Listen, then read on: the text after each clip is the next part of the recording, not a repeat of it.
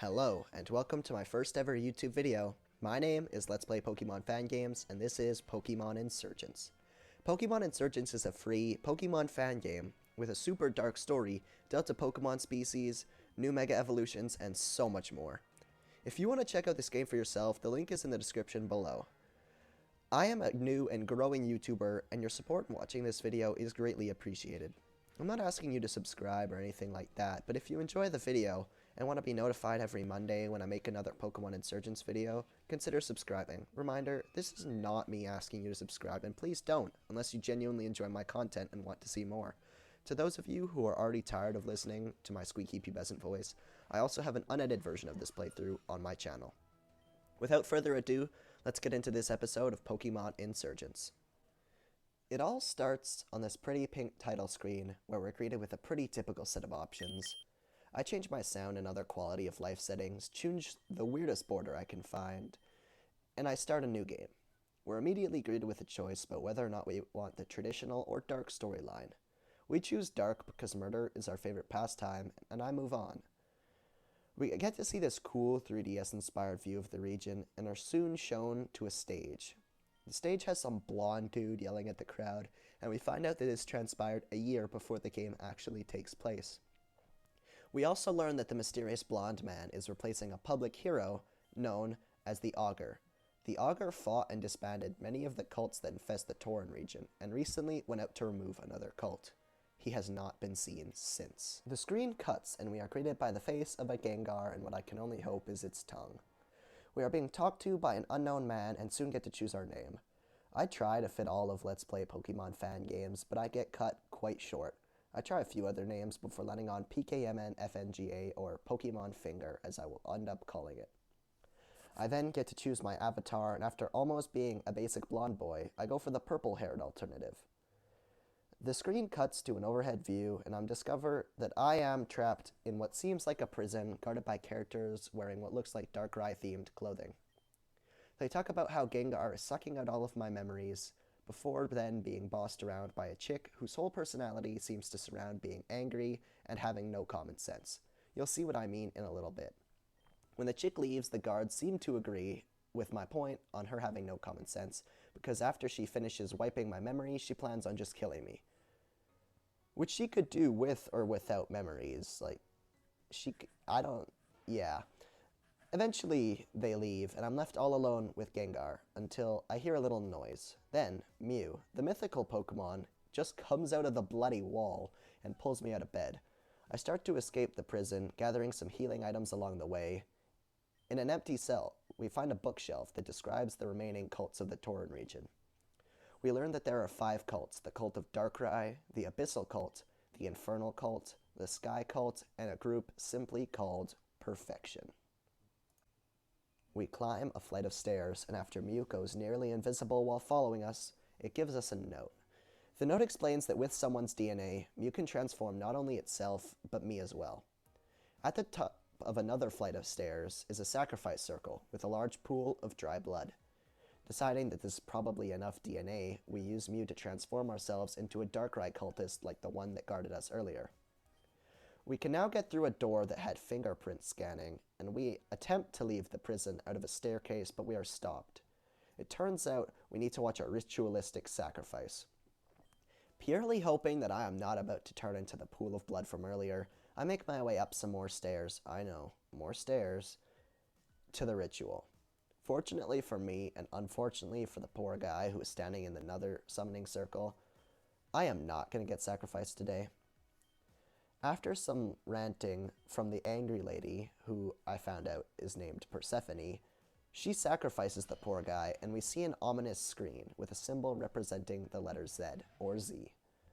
Darkrai is now standing, or floating, in the middle of the circle, and Persephone full-on simps after him, begging it to stay. Coincidentally, it doesn't stay, and Persephone proceeds to absolutely smoke some of her grunts and storm off to check on the prisoner. Me. I make my way out of the prison and discover that it was hidden inside of a mountain. I start following the only path that I can take at this point and discover that Mew is level 65. When I get to the end of the forest and emerge on the other side, I'm in a town with some really good music. Mew gives me a quartz flute which I can use to call upon it if need be. We're greeted by an old man-looking kid who introduces himself as Damien, and after questioning about Mew that we were just with, Damien tells us that the second augur is coming to this small town today. Damien tells us to go into the town hall where preparations are being made. After managing to get very lost in the very small town, I find myself in the town hall. We join a conversation where we learn that Damien doesn't have a gift for the augur yet, so what I assume is his father tells Damien to get a Pokemon and take a Heartstone from a cave in the forest.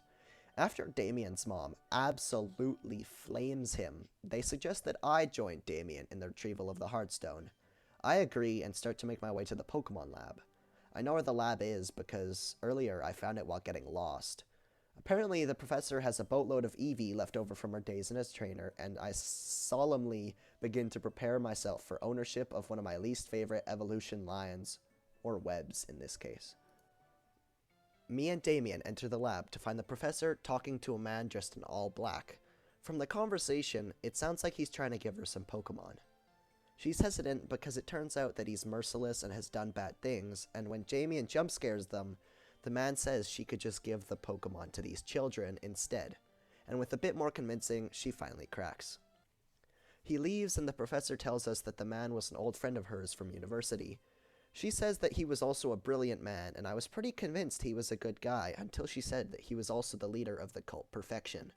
After a rant from Damien about the danger of a cult leader, we eventually get to pick out our starter, and I choose Bulbasaur, the psychic fairy type. Oh yeah, I forgot to mention that these Pokemon are called Delta variants. They come from a faraway Holon region and can be found in the wild, but mostly get created in labs. I named my Bulbasaur Pixie Dust, and it ended up being a female, which is a 12% chance of happening, so I think that's pretty cool. Damien then battles me, and I clap him about as hard as I clap his maw. I mean, how hard I'll clap the augur later. Clap for the augur later. Whoops.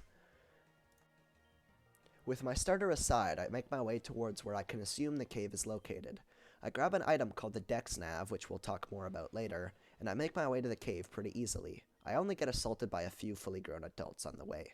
By the way, the music in this game is incredible. I keep finding myself bopping to it without fail.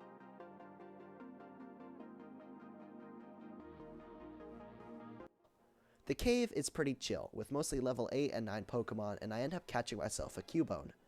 After a few pretty good name ideas, I end up calling him Skull Emoji. I know, hilarious. We eventually find Damien after a long walk through the cave, and then we overhear a conversation. It turns out that two members of different cults are saying that the augur will die before he leaves the town, and then they proceed to flame the augur about his innate uselessness. Visibly distressed, Damien and I rush back to where Damien tells me to hurry. Back in town. Since I have so much time on my hands, I decided to take the scenic route to the Pokemon Center, where I slowly heal my Pokemon and casually walk to the town hall, stopping to read some signs as I go. To my surprise, the augur is still alive, and after Damien introduces us, he quickly tells the augur that there are people here trying to kill him. His dad, I think, tells Damien that he will be punished for this, but is then interrupted by two matching women, I think. They tell the augur that he's about to die, and before they can finish their sentence, Damien puts himself in front of the augur. Without any other options, I join him and a battle ensues. I fight a blue chick and find out that the strong Pokemon the cult leaders were talking about were actually pushovers. Pixie Dust learns Leech Seed and Hypnosis, and I have some nasty stalls in mind with those two. And before it even really started, the battle is won. The augur does some Harry Potter sound stuff and sends them to Helio City, which I think is the capital of the Tauren region. The augur says to say hi, and if we ever come to the city, and swiftly leaves without another word. Damien, who is still in awe that the augur just complimented him, convinces his mom to let him go on a journey, and eventually she allows it. Wait, no, never mind. Damien doesn't even ask his mom for permission to leave. He just dips, saying that he'll race us to Midna City. I start to make my way towards Midna City, which is on the other side of the long cave where the cultists were plotting earlier, and we find the Heartstone after a long walk and exit the cave. We emerge on the other side and finally find Route 1. This is going to be a long playthrough. We wind up finding a Meowth, which had a quick claw, so I take its claw. I named it Box to make sure I remembered my intentions later, and after giving Pixie Dust its claw, I move on with my day. I find a Ponyta and use a combination of Hypnosis and Leech Seed to drain most of its health before I remember that I actually really like Ponyta and its evolution Rapidash. So I catch it and when it's almost dead and still asleep, and I try to name it Speed, but I only end up pressing E once, so I guess this is a Sped Pony. I teach Pixie Dust Psybeam instead of Confusion, and continue towards Midna City. Unfortunately, I'm stopped by a chick with an Execute and a Krabby, who ends up embarrassing me, and I'm sent all the way back to the Pokemon Center in Telnor Town. I box Meowth for failing me, buy a ridiculous amount of potions and Pokeballs, and repels, and proceed to take the never-ending journey back to Route 1. On the way back, I discover that you can run by holding shift. That would have been useful earlier. I destroy the chick and her stupid Pokemon for the pain she caused me, and enter this weird cave. It's called the Dark Cave, and after running around for a bit, I find an exit on the other side. The exit leads to a cheerful little garden with a lake in the middle and a bunch of other trainers. One of them tells me that I can find a hidden grotto nearby, and I just need to look for a path between the trees. I quickly find a shadow in between two trees, which I haven't seen before, and I enter the grotto.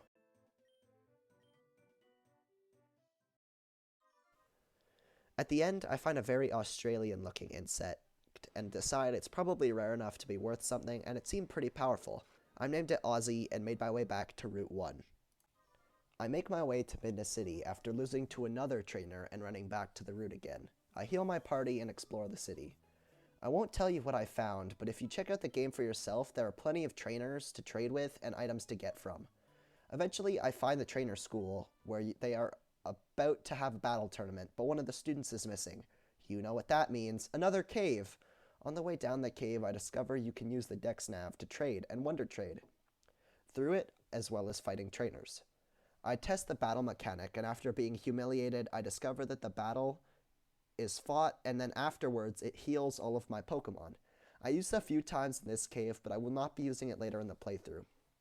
Moving on, a grueling walk later, and I find the student, Dawn, at the bottom of the cave.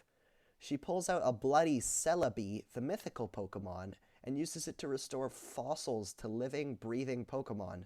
She turns them back and then sees me. She asks how much I saw and why it's important not to tell anybody, but before she can finish, Mew appears. I won't bore you with the story or anything, but you can enjoy that for yourself if you play the game. But long story short, we're both special. And no, not special like my Ponyta, just like special because Mythicals picked us and stuff. Yeah, it's weird. Dawn and her monkey brain finally remember the battle tournament, and before I go with her, I'd make sure to take all of the fossils for myself. Annoyingly, an escape rope that I found earlier doesn't work in this cave, so I have to run all the way back. I use repels to make it quicker. On the way, Aussie learns agility and bite, and before I got back to the trainer school, my recording automatically stopped after 2 hours, but thanks to my insane reaction time, I got it back up and running before the tournament. I got back to the school just in time for the tournament, and my battle was first. I was battling Kyle, a ninja boy with a Tyrogue and Riolu. I beat the Tyrogue no problem, but the counter from Riolu took down a few of my Pokemon. I won with Aussie, and my next foe was Damien. Damien led with a Corphish, which absolutely destroyed Skull Emoji. I sent out Aussie, and she cleaned up the rest of his team with Fury Cutter. My last opponent was Nora. She led with a Sawaddle, which clapped Skull Emoji, and I sent out Sped before Skull Emoji died. I destroyed Sawaddle with a Flame Wheel, and Trapinch was her next Pokemon. After tackling it once with my Ponyta, it used Rock Slide and Sped died. I sent out Aussie, and it clapped the rest of her team with Fury Cutter. Just like that, I was the champion, and the teacher gave me TM27 return. That's going to do it for today's episode. Thank you so much for watching all the way to the end, and it really helps with my watch time. Tune in next Monday for my next episode of Pokemon Insurgence. My name is Let's Play Pokemon Fan Games, and I will see you next time.